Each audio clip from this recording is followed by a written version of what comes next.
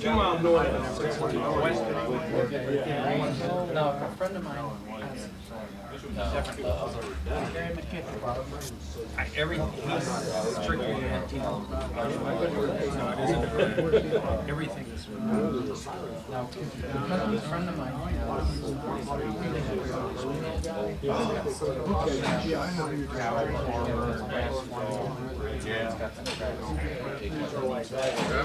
He claims I sent him a set of headlamps. I'm sure glad you came this year. I told him, when you get somebody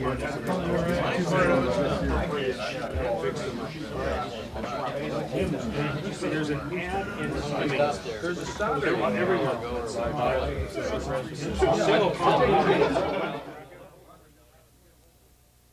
Master is wood.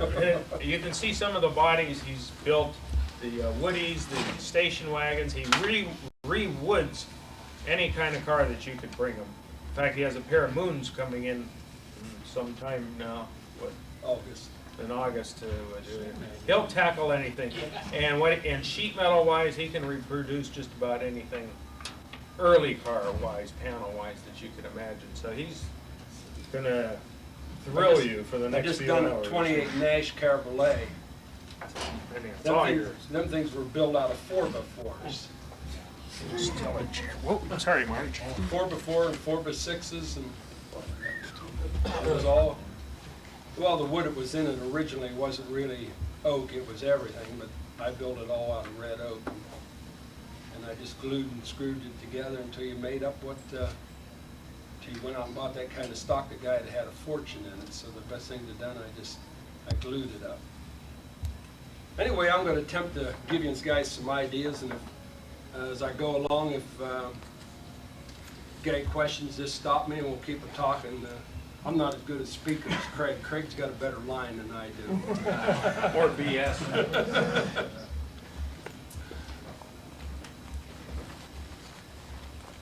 But on probably the best thing when you're going to start a car, before you tear it apart or anything, is to get in there and take your upholstery out, and then get in there on the inside and take pictures of every piece that's in there.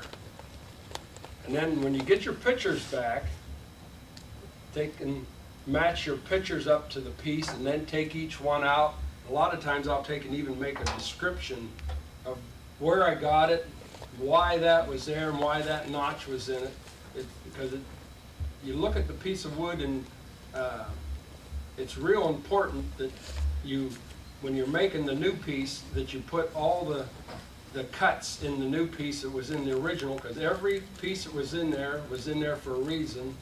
And you usually find out, well, oh, I don't need that. Wonder what they had that for. I bet that was a miscut or something. Then you get it bolted in the car, and you go to put the upholstery in or put a piece of metal on it, and you find out, well, now I need that cut. And then there you are with a wood chisel making it, you know.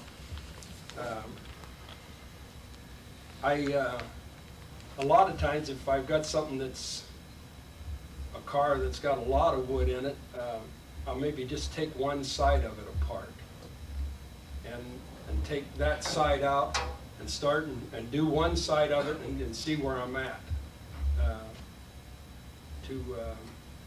Instead of, because I've had 2 or 3 cars come in where guys they tore the whole car apart. They brought me everything in a bushel basket, and the first 3 months you sit there trying to figure out what was wrong or what they done or where it went, and so if a guy's going to do one himself, the best thing to do is just take and do one side of the car at a time, and you get that pieces made, and you get the doors to open and shut, and then get out and work on the other side. But once you get the body off and you get the body work going, then probably the next most important thing is your frame. Like the Model Ts and the Model As are usually bent. And so then you build a nice straight body, and then you set it back on a frame, which I did here for a guy over in Delton last winter. I built him a new body, and he called me this spring and he says, put that body on on the frame. He said, I've got her all bolted down. And he says, this door here, he says, comes back a good inch at the top. He said, no way I can close that door. He says, I said, well, the door shut me first, didn't it? Oh, yeah. He says, it's shut. I said, well, anyway, I'll be over. So anyway, I went over and took a look at it, and then he said, what do you think we ought to do? And I said, well, first thing we're going to do, we're going to take the body back off the frame. Well, he said, I've been 2 weeks putting that on. I said, well, that don't make any difference. So we took it back off, and right where the motor sets is where most frames bend. And that thing had a 2-inch bend in it. So anyway, we took the body off and we rolled it out, and it was lucky. It had a nice big cement driveway and all. We put it right under the header of this building, and the building was 2-story with brick up above and a big steel beam going across there. And so we took and blocked the car, and I took and, whenever you're going to take and do a frame, you have to watch it that the side rails aren't going like this. So you have to block everything across and keep them square. And we ended up, we jacked that, in the afternoon, we jacked that frame back up to where it was straight. What I've usually found is to check them is I take and use a bolt on each end and put a string between them, and then so you can take a jack, and they sprung down, they'll spring back up. You just keep a jacking them until they'll come right back up. Most everything that you'll find, everything works off a square. So once you get your frame straight and everything, then the best place to build that body then is back on that frame. And if there's any wood blocks or anything that came out from under it, is make sure that them blocks are all back in and bolted down when you're starting to build the body back up. Like on the Model Ts and the Model As, the firewalls are plumb. So you start out with a plumb firewall, and you got a square frame, and you always have to make sure that the frame rails aren't leaning in or out. So that, and then what I usually do on these here, I take and I put all my body brackets on, and if the holes in the body brackets are say like 7/16, I ream them all out to 1/2 inch. Then I put a 1/2 inch bolt in to start them. Then that way when they go to the next guy, if there's a little variance in his frame or his firewall or something, he's got 1/8 of an inch that he can move his body. Then you start and unlike on the Model Ts, you start at the back and you work from the back to the front to build your body. This one here,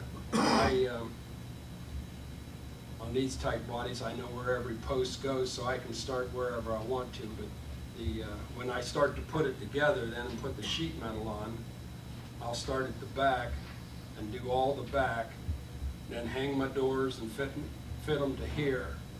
And then I'll put the sheet metals on this piece and that piece, and then get these doors to shut. And then do your front door and the insides of your seats, then it'd be your last fitting. Like on a lot of bodies, and I had some guys talking this morning that they had trouble with their doors to fit. Usually most doors, there's not much change in a door. Model A doors, you'll find that there's a lot of cracks and stuff in the corners of them. And, like in your hinge posts and stuff, there's no change. And a lot of times the guys will be trying to shut their door, and there's always a gap at the body, you know, like on the body down along the bottom here. And what I've found is it's not in the door itself, it's in the way you built the body. In other words, when you're tearing this body apart, a guy gets to get in there and get some measurements where the top is and where the bottom, how much width you got in the bottom. And because if that top of that body would be leaning out, say 1/8 of an inch up here, then you'd have a gap down here of about 3/8 on the bottom of that door. So if you can get that body, when a lot of times you'll find it on your open bodies that was all made out of steel, the T Roadsters and the Tourings and stuff like that.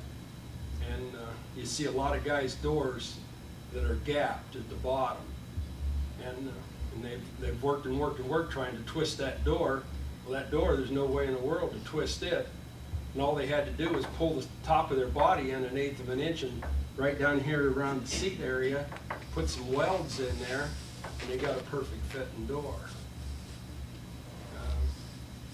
Like on the Model A doors, I'll take and once I get the new wood in the Model A body,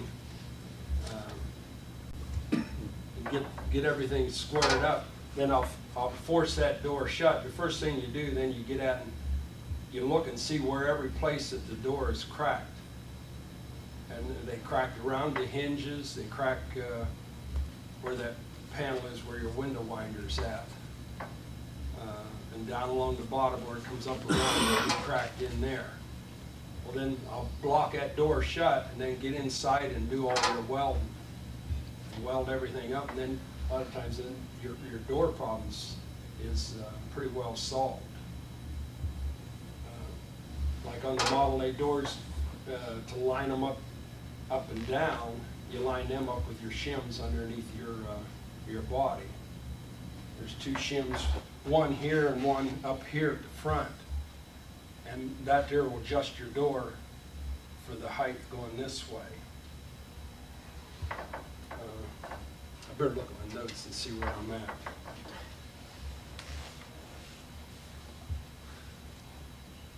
You know where I'm at? You're doing great. Yeah. Good questions. Yeah, that guy got any questions, help me along here a little bit. Why don't you show them how to spring a door? You just did. I mean up here? Well, a lot of times. Inside it with the turnbuckle. Huh? Oh, some of you get a lot of these old Model T doors, and once the wood's out of them, they're real flimsy. When these were made originally, they made the wood, then they put it in a press, and then they pressed this over top of it. And that's the reason you got such a solid door. And I've got had some on guys' cars that was just so flimsy and stuff, and you got the wood back in them and they were still flimsy. And so then what I do, I put them on the body, and I'll put a turnbuckle in them, one of them just a little 25 seconds from here to here, whichever way I gotta pull it. And then once I get it pulled, then I'll take, you know that quick poly they sell? That 2-part epoxy, they see it around the swap meets and stuff. And then I'll take and I'll fill that whole inside of that door and conform make the wood and the metal all one piece. That stuff will harden up in about 3 minutes. You can take it off. We did it on Craig's 16 Touring. The doors were so ratty. A lot of places you can use it. These doors are usually all rusted out down along the bottom here. Well, you can make a piece and get it welded in there and stuff. Then after we get the wood in them, then I take duct tape and tape them all up, and then fill that clear full of epoxy. Then you never have to worry about the moisture ever getting down in there again to ever eat back out through, because 99% of your rust never comes from the outside of the body. It comes from the inside and works out. If you take these old cars apart, the big crater is always on the inside and the pinholes are on the outside, because all your moisture has come from the outside, or from the inside out. Then after when I do these here body panels, I usually fit them on the car in the same condition that they came off. A lot of guys will take them off and lay them out on the table and start and cut them all up and weld their new pieces and everything in. And then when you go to try to put them back on the body, they don't work. So what I've been doing, I get the body ready like this, then I put the sheet metal on, and then I cut all the old rotted part out, and then I fit the new panels on. And then that way you can get your curves and get them everything to conform. And then once you get them all tacked in place, then take them off and do all your welding. And then after you got them all welded and straightened and everything, then put them on the car. And once you get your old body then all done, then if you got any fiberglass in or lead, then do that the last thing after the body's all together. If you get to doing any fiberglass on the outside or any lead, and then these panels all fit so tight that you got to pop them on. So you use a screwdriver or a bar or something to get them on. Well, you know what happens when you bend them with a little bit of fiberglass, that it's cracked, and then you got to grind it out and start all over. So the best thing to do is finish the insides of them. If you're going to put any lead or anything in there or fiberglass, do that. And then I usually paint them and then undercoat them. And then put them on, and then you can do your outside work.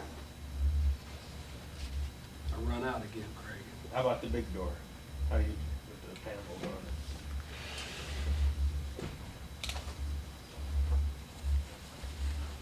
This one here is off of I guess it's about a 23 to 25 Ford two-door sedan. And, I've been working on this thing for about 2 years off and on. There's 2 tons of lumber in it. I had some pretty good patterns. I've got the body basically all together, and you fit this stuff all about the same way as you would a Model A. You be real careful with your dimensions and your cuts and stuff wherever's a cut for anything, like here for your door latches.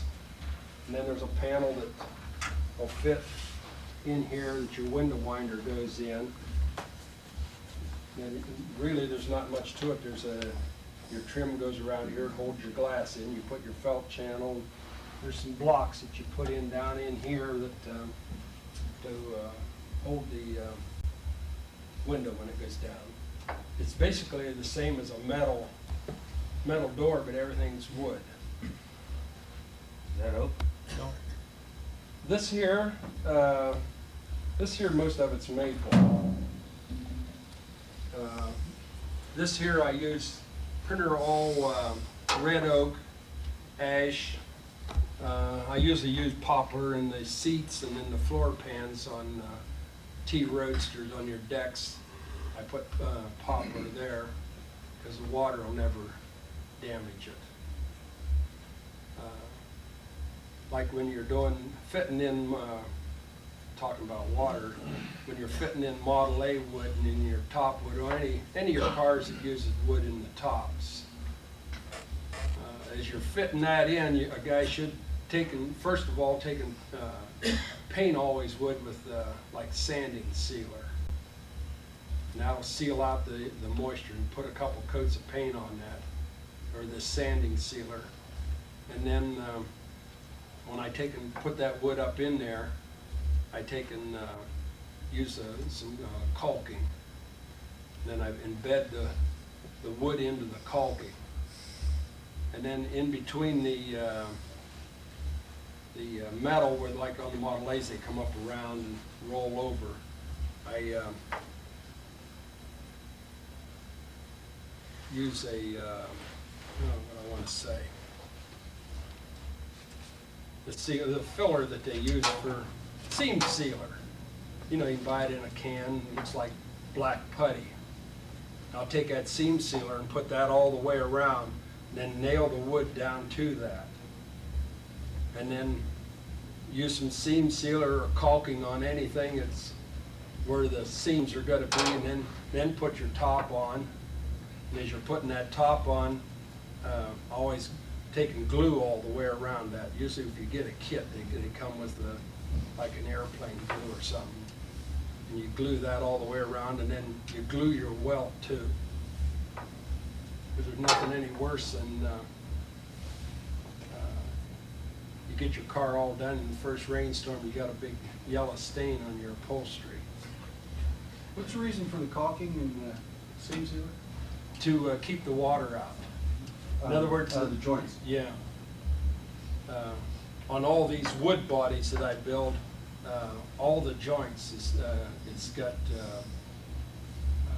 sanding sealer. You can buy it at any hardware store. It's a liquid. And just paint all the wood up with it. Any place you got two pieces of the wood got to go together, and that way you never, like on red oak, if you get a little bit of moisture in it, you got a circle in it underneath your polyurethane, you know. So if you use that sanding sealer, you can take and you never get that. You can't use it if you're going to glue it, you know.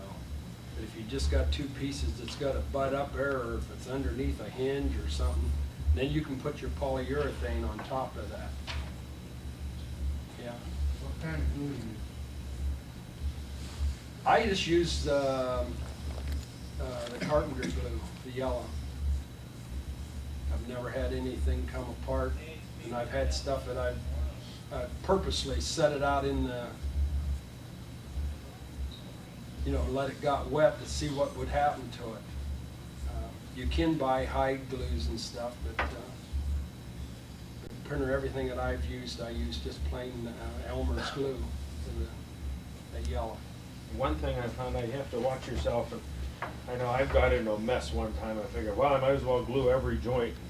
But the joint wasn't glued originally. It's not a good idea to do it because they left them loose to take So the stress and the shift of the body. And I've had some sheet metal crack on me, and the wood just bust because I did that. It's A lot of the older bodies were mortise and tenon together too, and the reason for that was that they were when the body swelled, everything swelled. When it dried, everything dried. You didn't get no swelling in your joints. They would hold it better that way. That truck that I built there, I mortise and tenoned that together, 20 years ago, and where it was varnished, it's never cracked even in there. So when the thing swells up, it all swells and everything goes back together. Where on some of the other bodies where you've glued and stuff, and then they swell, and then you'll see that little ridge right where you joined everything. But on that truck, even the bed of it, I mortise and tenoned it. I did that about 25 years ago. It sits there in the garage, no heat or nothing. You can go out there and you can see the pegs is swelled just a little bit, and the joints are swelled in the spring of the year, and go out in the summertime and rub your hand over it, and the thing's all nice and smooth again when it gets dry. Is there any difference between the red oak and white oak, other than price? Weight-wise? There's not even much difference in the price. I don't know, red oak is kind of, if you're doing a job for a guy, the first thing he asks is if you're using red oak. Red oak's a little more expensive, not that much. Red oak cuts a little better than the white oak. White oak's a little harder to cut. Hard maple's hard to cut. The soft maple, you may as well pretty use pine. I try to, when I'm doing doors, I use white ash. I don't seem to get as much splitting when you're, these pieces here, down in here, these fits, there's only about once you get the notches and stuff put in, you got less than 1/4 of an inch of stock left. And so the best thing to do is, I sometimes I'll take and glue them, but usually when these doors go together, then I quick poly the bottom of them anyway, so you don't have to worry about them busting or breaking or anything on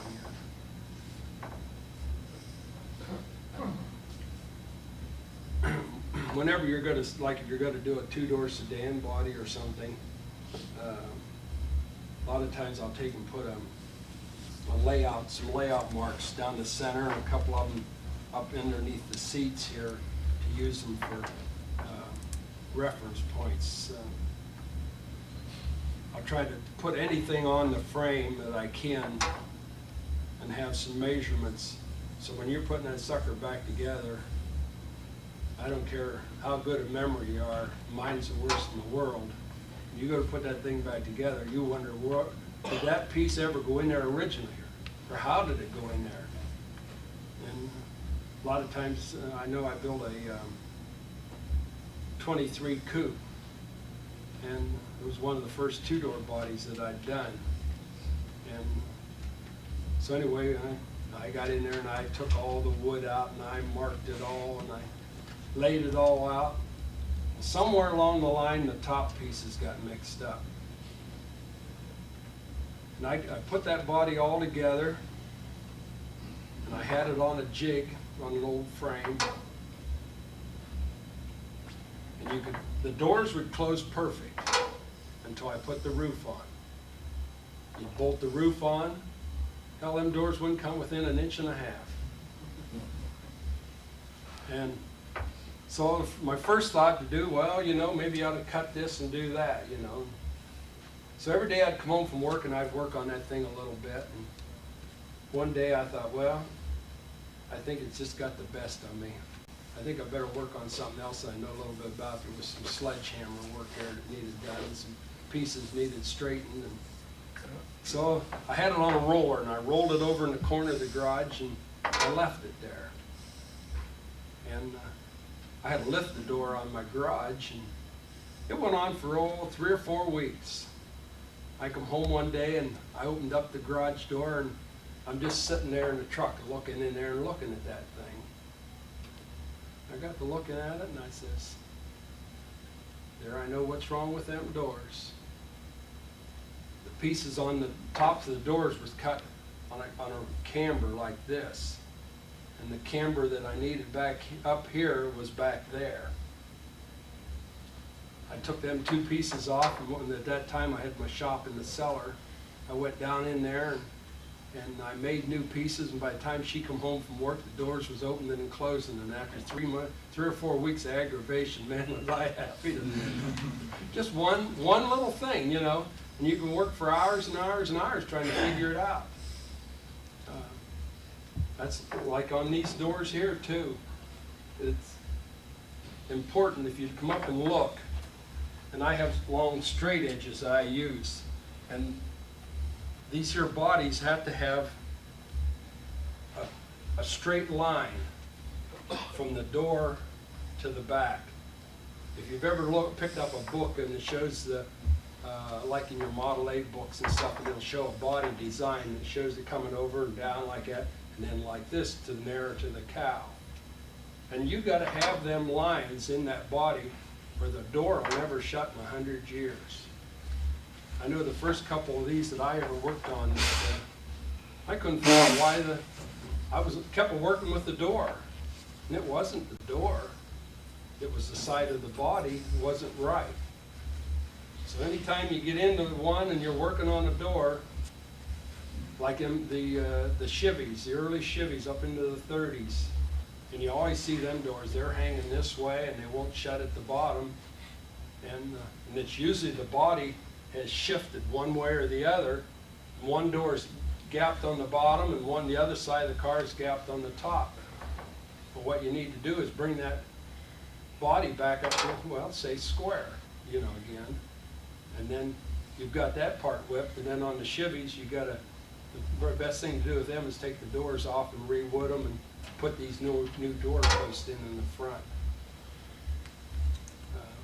Printer all the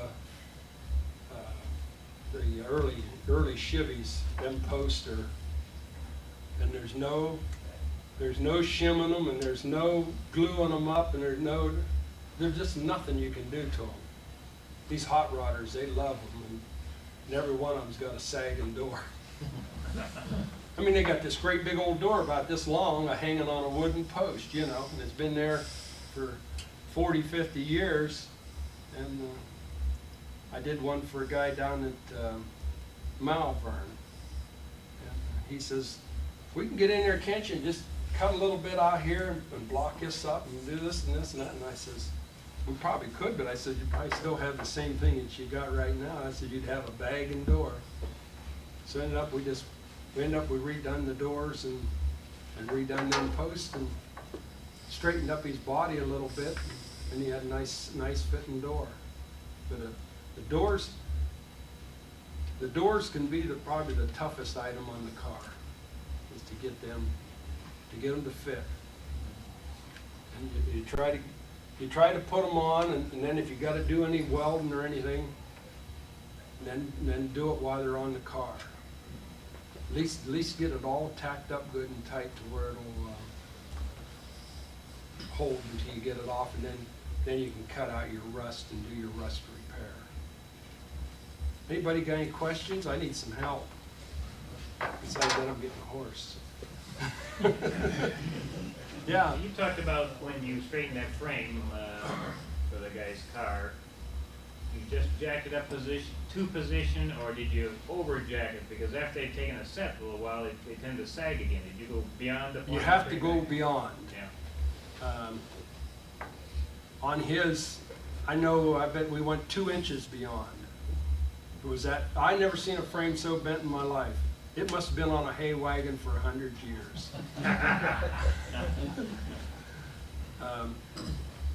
I've found out on axles, on straightening axles, that I've went as much as 1.5 inches or 2 inches beyond. And just on an axle, where I used to work at, they had a great big hydraulic press, and we could put them in standing up. And I would use I'd put a dowel in the string pin, or dowel in the kingpin holes, and then put a string on them where I could watch them, and then just put them in that press. And I had one old Model T axle, and I'll bet you that thing, and I never seen anything could take so much bending, and pretty soon you just kept hitting it and let it relax, and hit it and let it relax, and pretty soon that thing come out, it was as straight as a die. Craig, he's got one we got to do. It's for on that Cadillac. It's sweat on. Yeah.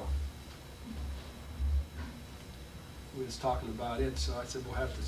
It was they said what they call it, furnace. No, that's on the Stanley. On the Stanley. For the furnace welds. Furnace weld. Where they would take the 2 pieces of metal and flux them, put on a powder flux, slide everything together, and put it in a furnace.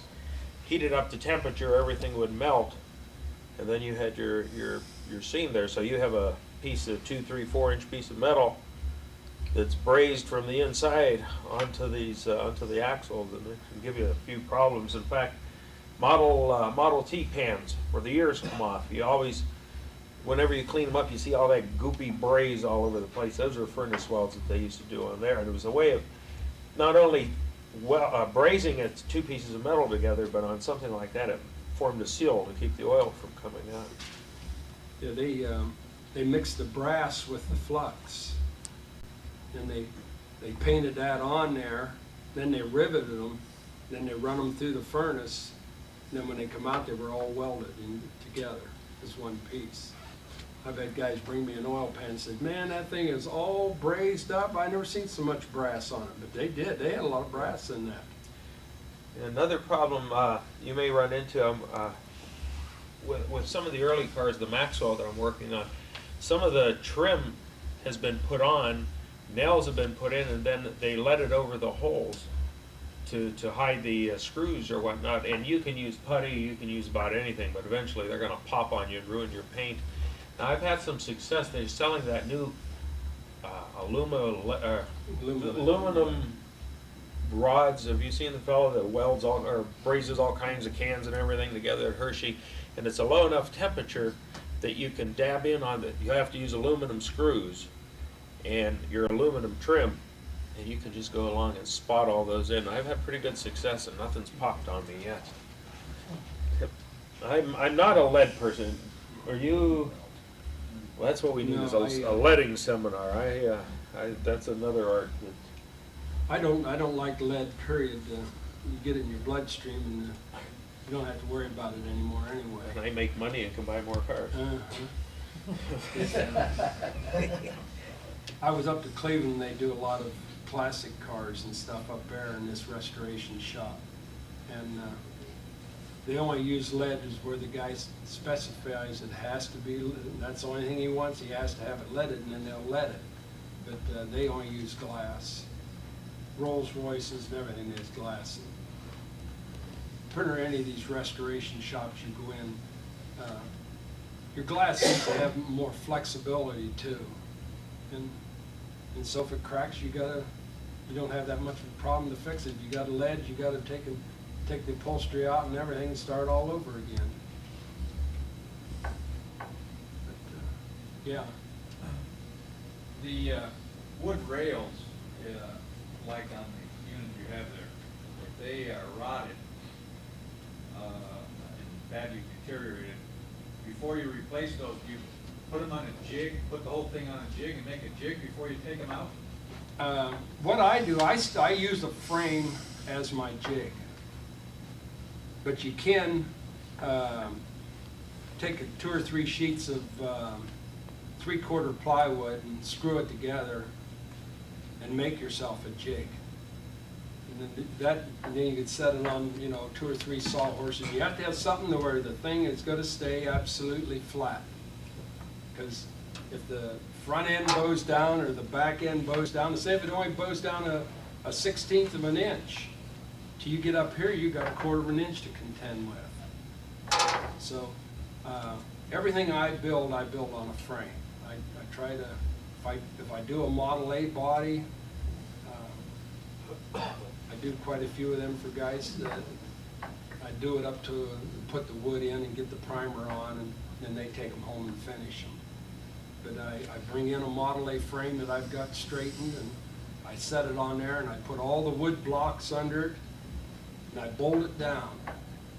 And then if it's got bad sills in it, then I get in there and I take the sills out, and I weld in the new ones, and drill the holes, and as I'm going, and I bolt that piece down. And then you bring your body's just hanging there, looks like a silk curtain, Well, then you bring that up to it and jack it up and get it straight and make it so you can stand and look at it and see that the thing has got to be straight. You set it on a set of sawhorses, it's straight,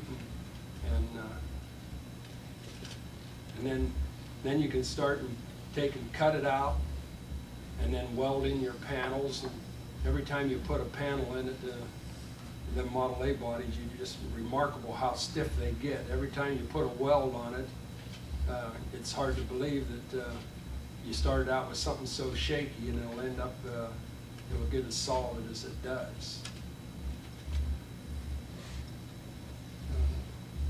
You referred to this quick poly that you used in your doors in there. Is that 2-part stuff in there that is like water that you dump together into a liquid, you can pour it in and it sets up?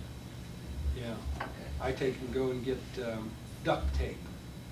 Make yourself a dam. Make yourself a dam wherever you need it, Yeah. and then pour it in there. Leave it set. And once I get these done, you can slam these here. They'll sound as good as Bill Pruse's Lincoln back there. He's asleep. You take your turnbuckle back off and actually. You can take the turnbuckle back off. Because I've seen them pull up with their turnbuckles, leave the turnbuckles on. Oh yeah, we've left them in.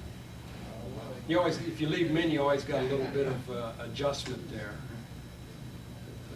I went through a session with that on a 28 Buick doors in there. I didn't have to re-wood them. The wood was in there and solid, but the joints would get a little loose and they'd be kicking out at the bottom, and I put turnbuckles on them and so forth, and I was able to pull them all back except the driver's door, and they have a That's toolbox. always the whole door is full of tools in there. So all you got is a frame around the outside, so you couldn't put a turnbuckle or anything in there. And I never have found a way to hold that out without taking and re-wooding the whole thing and getting it solid. Something again. like that there, you could, if you could get it shut once, and then put that tape on it and tape it all up good, and then put that quick poly in there, and you can mix it up with sawdust or whatever if you need more volume. And I usually do just all 2 or 3, 4 ounces at a time, like 2 ounces of each, and then let that start setting. Then I do another coat and another coat, so one coat will penetrate the next one. And a lot of times too, I use that if you're tearing a body apart and you got some punky wood. I get them little 10-cent brushes by the boxfuls, and I paint that wood a couple coats and let it penetrate, and then take it apart, and that'll hold your pattern together.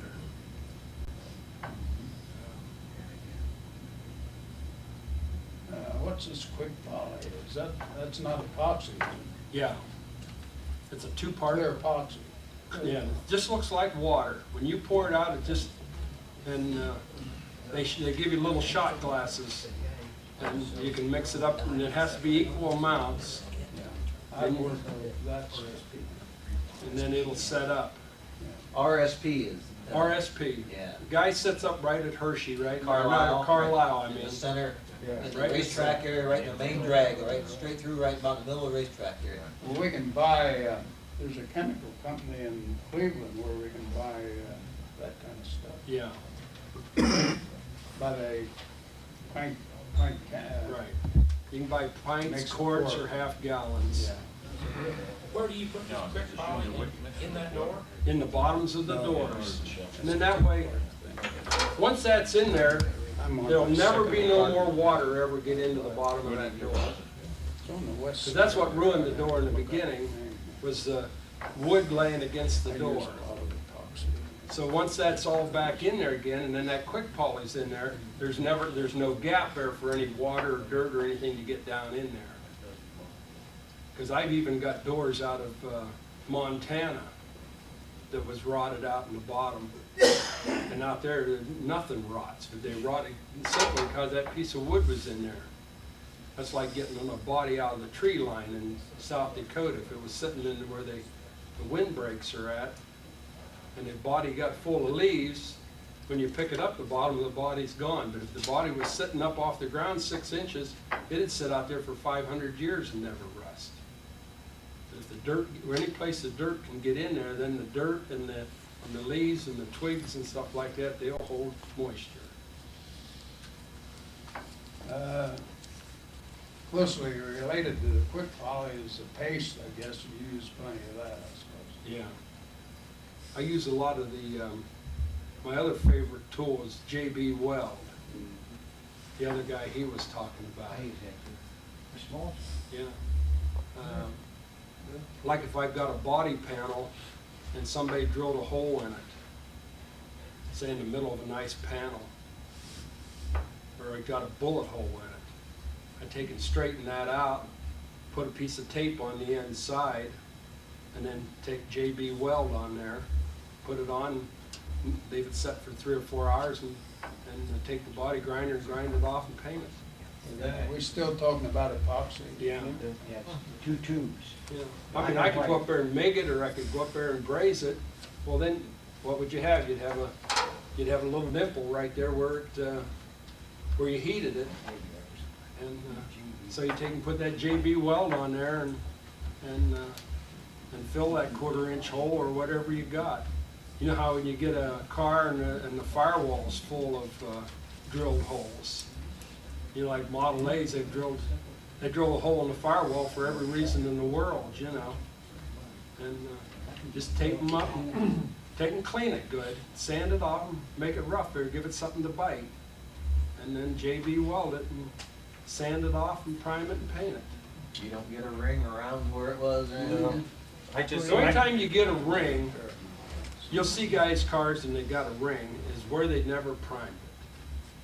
They think one coat across and that primer's gonna do it. But when you're doing fiberglass, it seems like that three or four coats of primer is soaking into the fiberglass. Well, then, and if you sand that real good, and then put a couple more coats on it, and then sand it, and then you have to always use sealer on your before you paint a car. I seal everything before I paint. It's just waste of money. You go out and spend $200 worth of paint, and you didn't buy that $30 worth of sealer, and put a couple good coats of sealer on that body, and that plastic is softer than metal. And you'll see that ghost in the side of their paint. What about splicing? You ever have any luck with splicing pieces where you can't tear out a whole, if you're not taking out, doing the whole body? It can be done.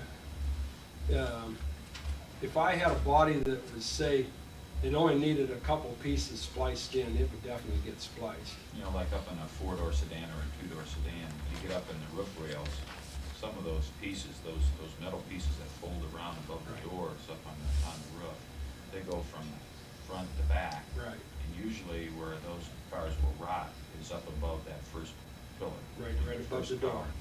You can get in there, usually when you have the top off, the soft top off, you can get in there enough to maybe cut it and splice it. Have you ever done anything like that? Usually what I do there, I take and layer it.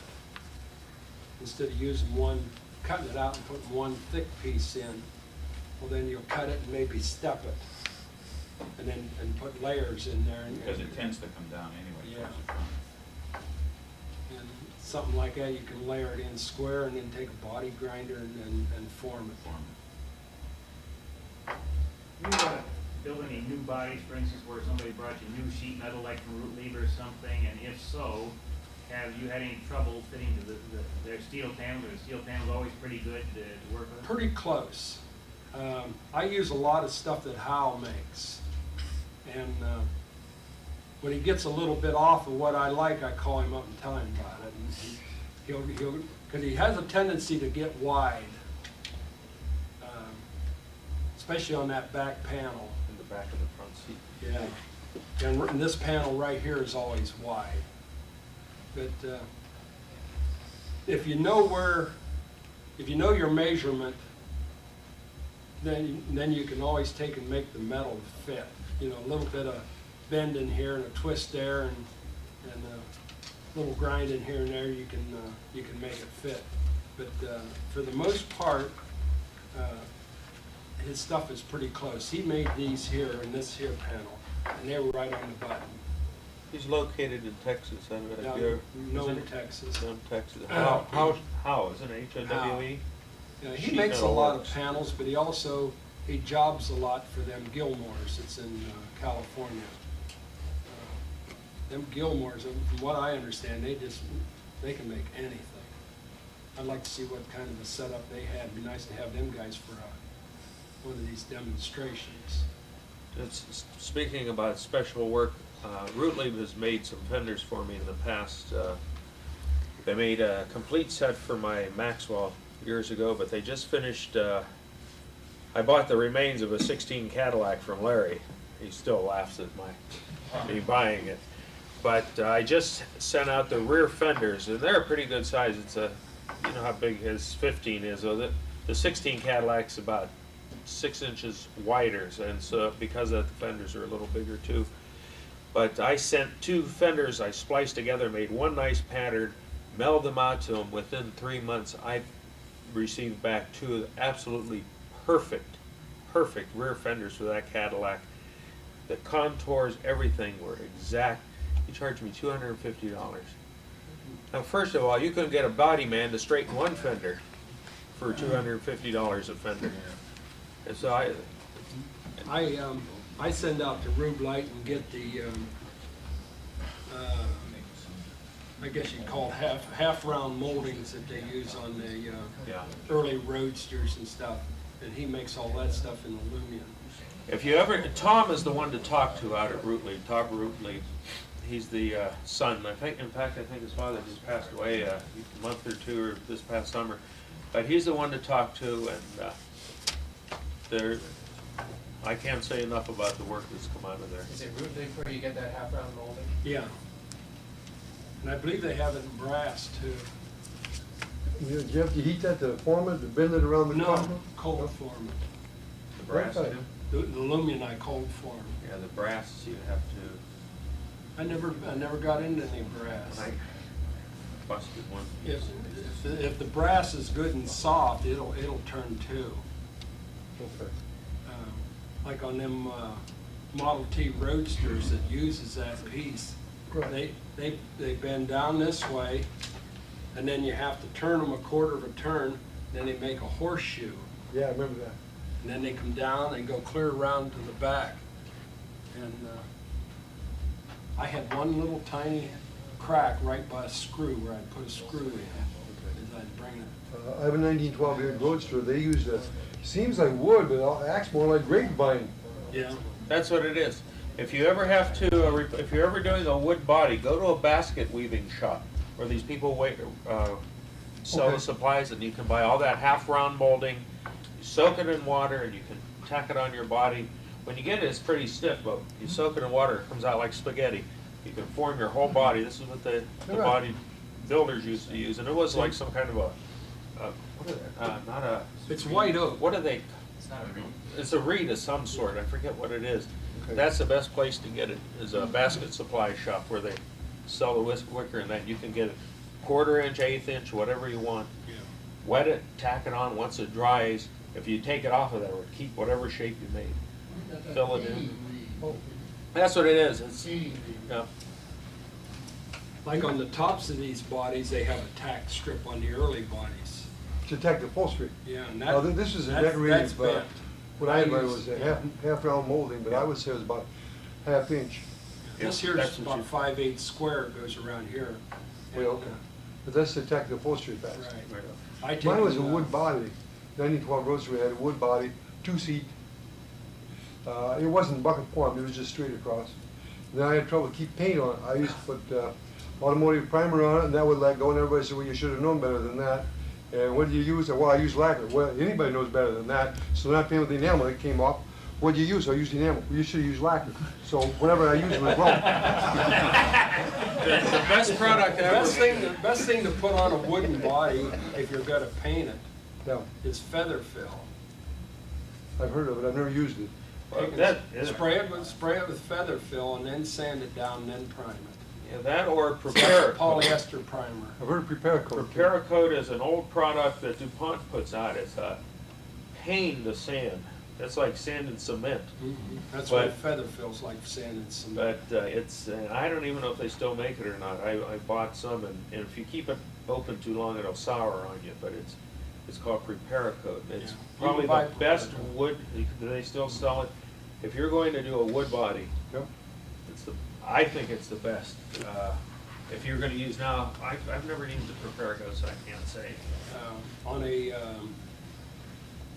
these here wooden bodies like depot hacks and stuff where I want the natural finish, I use zip guard on them.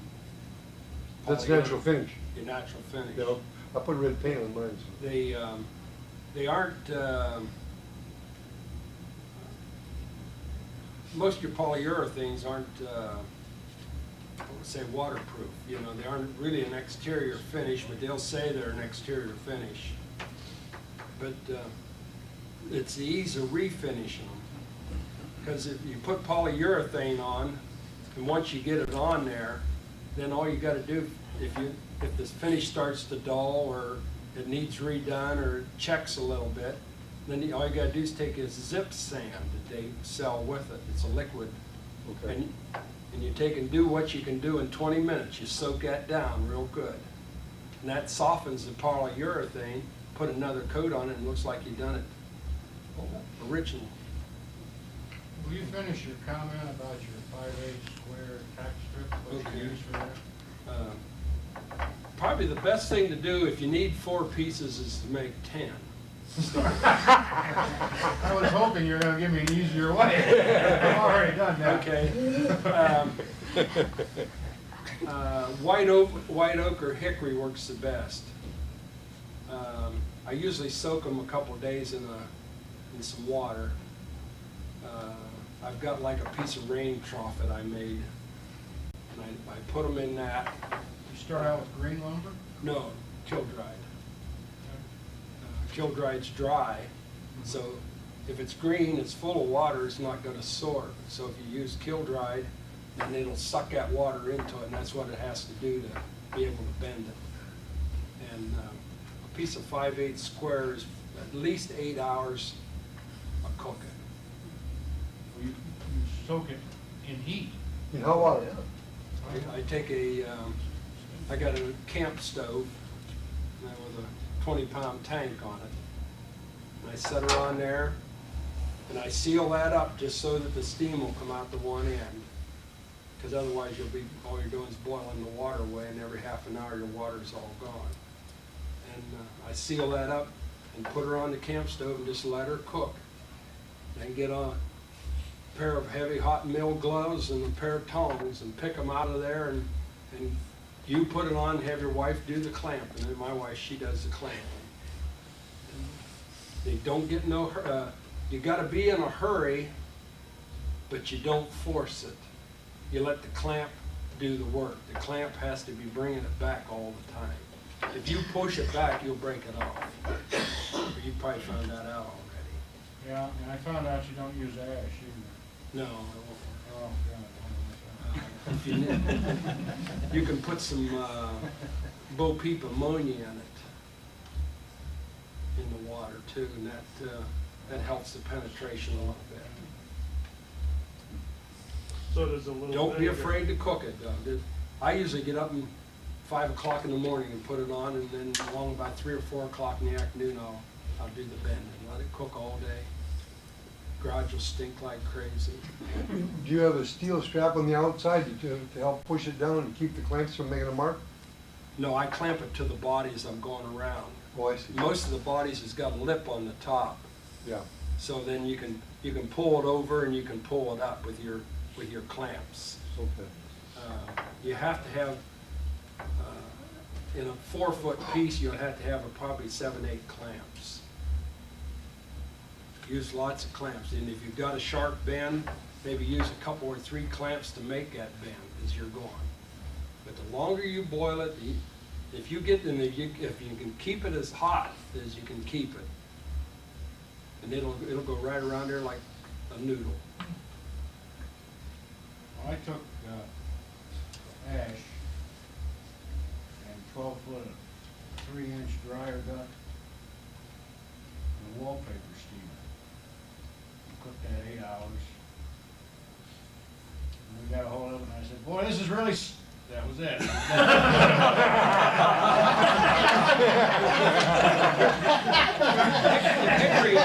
Hickory is your best.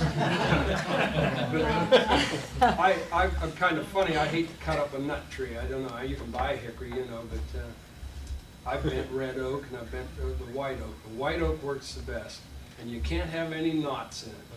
And if you can find something that's cut on the rift, so that when they saw it, they turn it a quarter turn when they saw it, and that lets the grain go across like this in it instead of going straight down or straight across.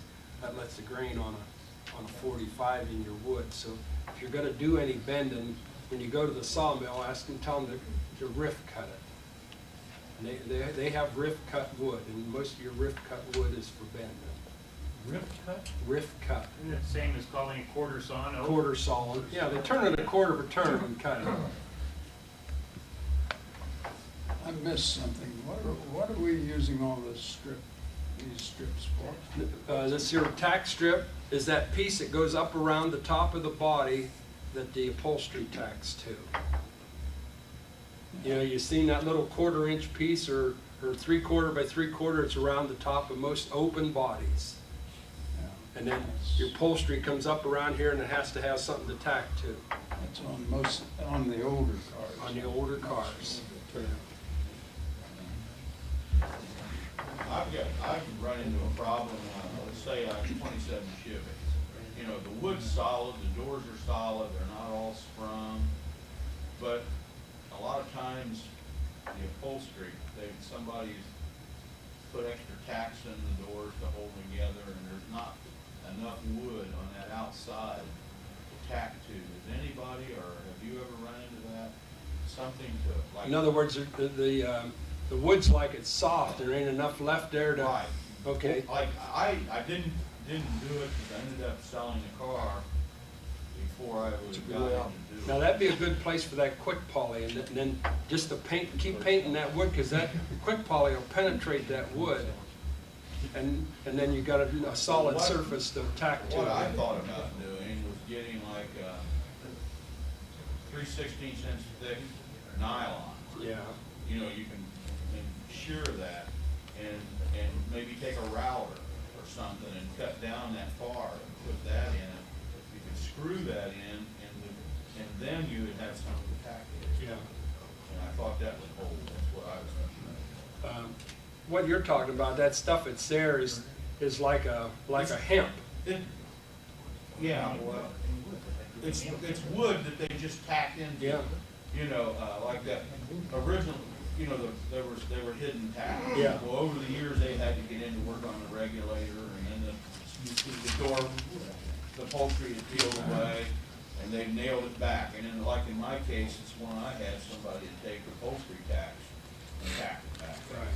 And then, of course, after a while, they loosen, because the wood's extremely dry.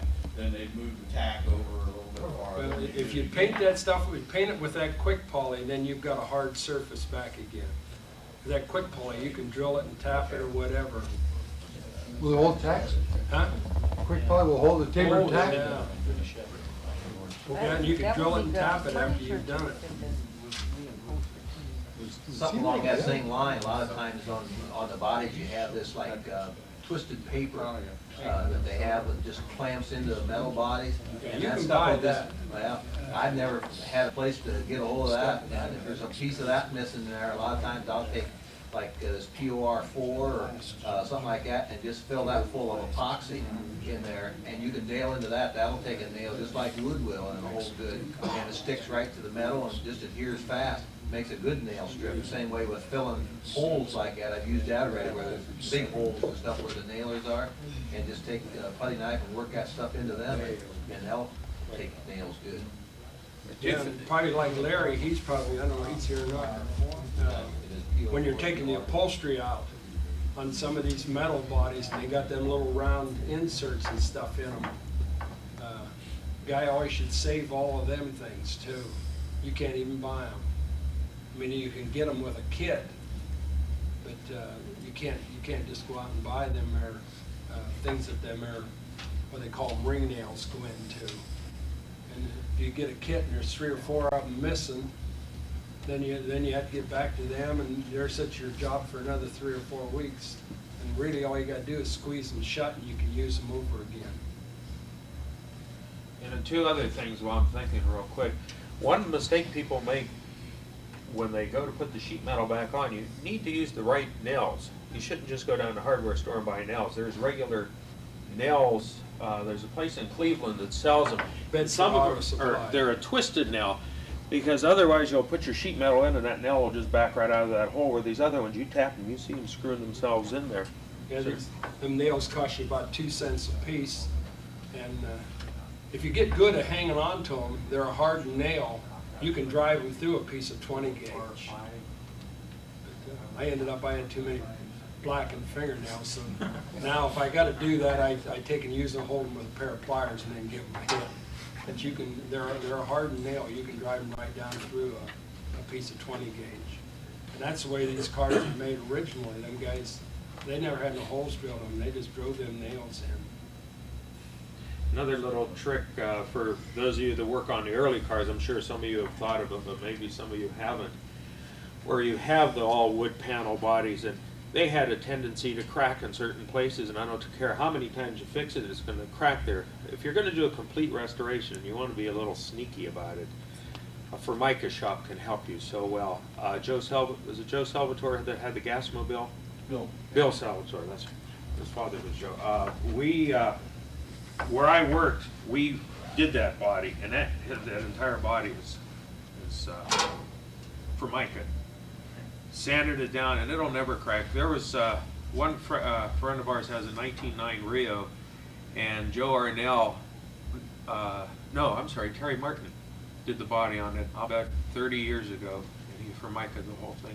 It's absolutely flawless, and it's been through every kind of weather that you can imagine. There's a one chip or anything on there. So if you have panels that have a tendency, take it down to your Formica place, have them do a thin, no, you don't like that? Oh, I thought you were saying don't do it, you shook your head. And it's great. What you have to do is get the Formica that has the rough finish on it, not the glazed finish that you'll see on countertops. But they have one that's, in fact, it's something like this one right here. Start putting your filler on and sand it, and that thing, it's just like Feather fill? No, just put on your regular, your heavy sand sealer that Yeah, DuPont primer puts on.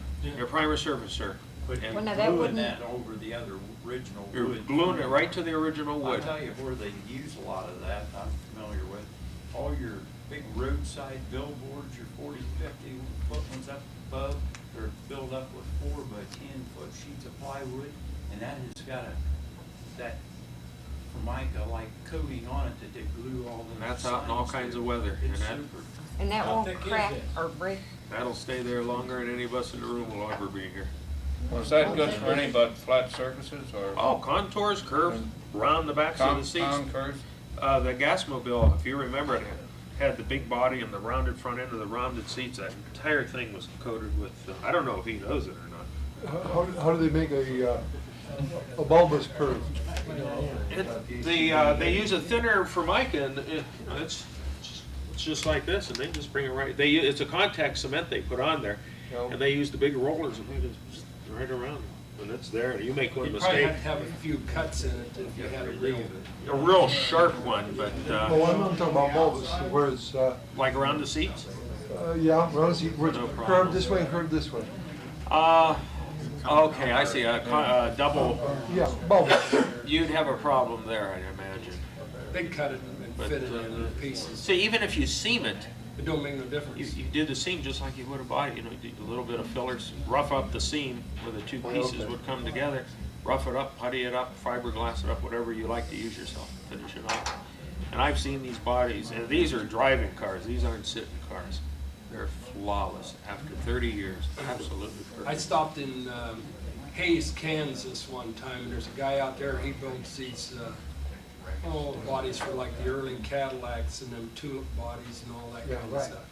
And after he built them, he made them out of plywood, and then he probably sprayed them all with feather fill, and then sanded them out and then primed them. Okay. And the- That's where I seen the feather fill being used the first time. Hard stuff to work with.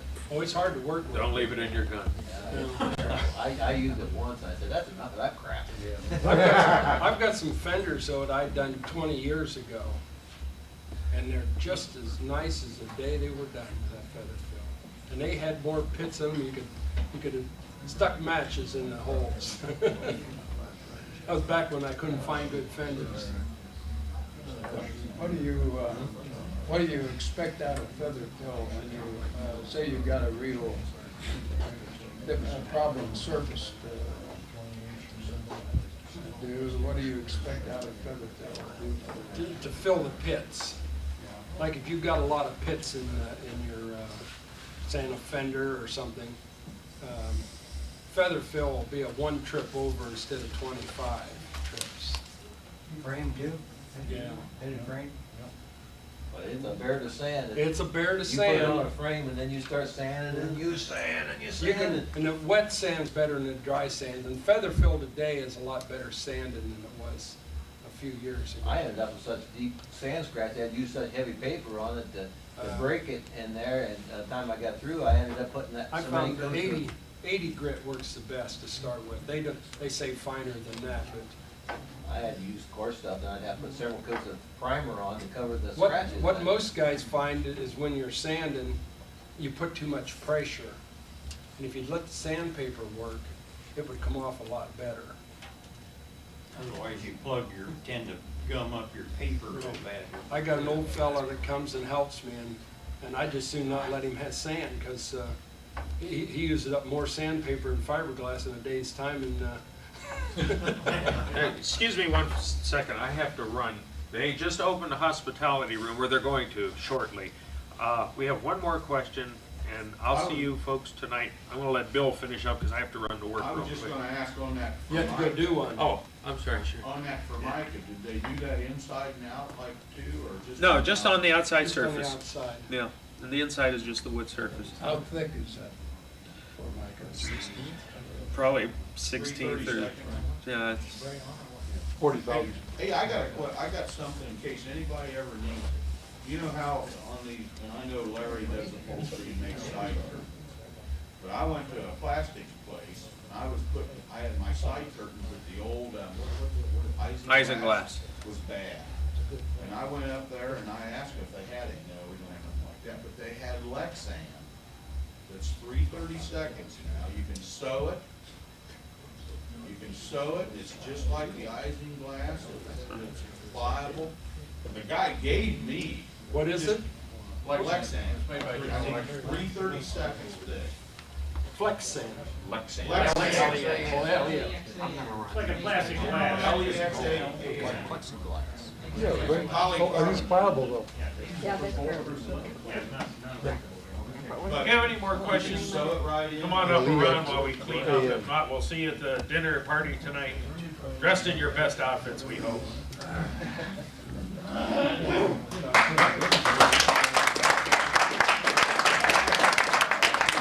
Come up and look at the pictures that, some of the work that Bill did, some original pictures are on both sides if you haven't seen them.